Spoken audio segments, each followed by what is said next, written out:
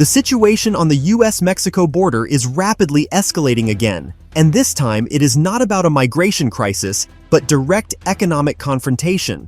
According to authoritative publications such as The Washington Post, Reuters, and Bloomberg, Donald Trump is preparing to announce a new package of tariffs against a number of countries that, in his view, abuse America's trust and do not respect its contribution to the global economy.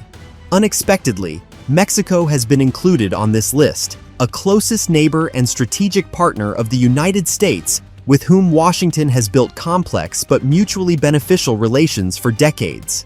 According to insiders close to the White House, Trump privately stated that Mexico has grown too accustomed to American markets and must finally understand who sets the rules here. These words immediately triggered a storm of reactions in Mexico, where the country's new president Claudia Sheinbaum faced a difficult choice: submit to the dictates of the White House or take the risk of retaliating. According to the Mexican publication El Universal, a closed government meeting was held in which Sheinbaum directly stated that if the United States imposes new tariffs on Mexican goods, Mexico will respond with reciprocal measures. The source cited a statement from her administration that was firm: "If Washington decides to play with fire, we will not just stand by. We are ready to go to the end, even if it hits our economy." Experts call this the riskiest move in the past 20 years, since the United States is Mexico's largest trading partner, receiving more than 80% of Mexican exports. However, analysts at Financial Times note that Mexico's patience has run out. Since 2024, when Trump returned to the White House and began rewriting trade agreements, the situation has changed dramatically. This is not merely protectionist policy, it is demonstrative pressure aimed at subordinating allies. China was hit first, followed by South Korea, Germany, and Canada, and now it is Mexico's turn. According to Politico, at the beginning of October, Trump instructed his trade advisor to prepare a draft executive order proposing a 25 to 40% tariff on certain categories of Mexican goods, from auto parts to agricultural products.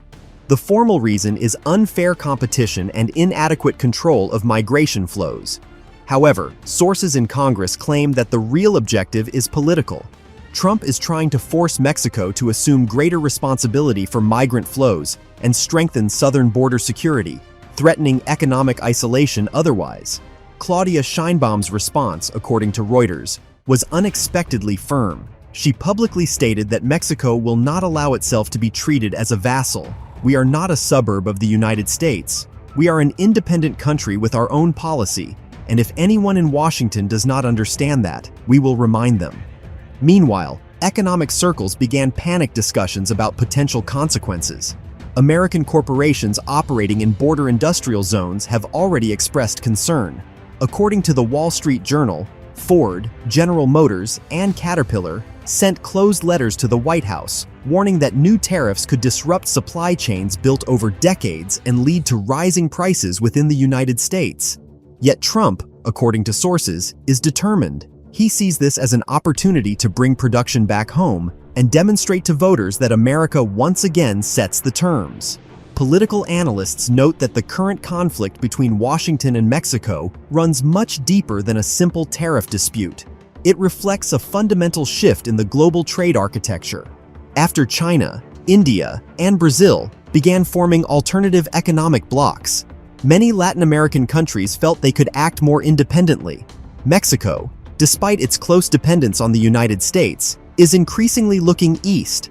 Last summer, Sheinbaum held talks with Beijing on expanding infrastructure investments and 5G technology supplies, and more recently, on the possibility of joining the Belt and Road Initiative as an observer. This caused irritation in Washington, where such steps are seen as a betrayal of neighboring interests. According to The Economist, concern is growing in the Trump administration that Mexico is gradually drifting toward China, opening its ports to Asian companies and offering them tax incentives. Some U.S. senators have directly stated that Mexico is becoming a Chinese economic foothold on the southern borders of the United States. Experts believe this development was the catalyst for the current escalation. In response to U.S. pressure, the Mexican government is already developing a package of countermeasures. According to El Financiero, this includes not only raising tariffs on American goods, but also potentially restricting U.S. companies' access to energy and construction contracts within the country. In particular, the freeze of American contractors' participation in Pemex and Comisión Federal de Electricidad projects is under discussion. Insiders report that Sheinbaum's office is considering gradually moving transactions with the United States to the national currency, the peso, instead of the dollar, to reduce dependence on currency fluctuations and American banks. At the same time, Mexico is actively seeking support from other countries in the region. According to BBC Mundo, closed consultations have been held with Brazil, Argentina, and Chile to discuss the possibility of creating a Latin American trade alliance as a counterweight to U.S. tariff policies. While this currently appears more as a diplomatic gesture, the very fact of these negotiations alarms Washington. International analysts warn that the escalation between the United States and Mexico could become the most serious crisis in the history of North American integration since the signing of NAFTA. In the case of reciprocal sanctions, not only producers, but millions of workers on both sides of the border would suffer. In the United States, car and food prices could rise sharply, while in Mexico, investment outflows and a depreciation of the peso would occur. However, Bloomberg notes that this time the situation is different. The world is already tired of Trump's tariff threats, and more countries are willing to take risks to demonstrate independence. According to a former U.S. diplomat, Trump is building an empire of fear in which every country must fear losing access to the American market. But the harder he presses, the more allies turn away from him. In the case of Mexico, this could become a point of no return. If Sheinbaum does implement countermeasures, Washington would face an economic crisis right on its own borders, and the issue would concern not only tariffs, but the future of the entire North American partnership. Thus, today, Mexico finds itself at a historic crossroads: to submit and maintain economic stability, or to challenge and risk everything for national dignity.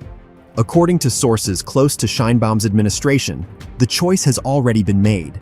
One of the president's advisors said the country no longer fears Washington, and these words quickly spread across Mexican social media, becoming the slogan of a new political course. However, as observers from Le Monde and The Guardian note, the situation may be far more dangerous than it appears at first glance. According to their sources, in recent weeks, proposals have increasingly surfaced behind the scenes in the U.S. Congress to tie Mexico to new trade agreement conditions, including not only economic, but also political obligations, from strengthening border control to participation in joint defense initiatives. Some analysts are already calling this a new NAFTA dictated by Trump. If these plans are implemented, Mexico would effectively lose part of its sovereignty, becoming a junior partner with limited voting rights. According to experts, this is precisely what Claudia Sheinbaum fears most. According to the Mexican television channel Milenio Noticias, in response, the president held a series of meetings with business representatives and major corporations to discuss the possibility of accelerating the redirection of export flows.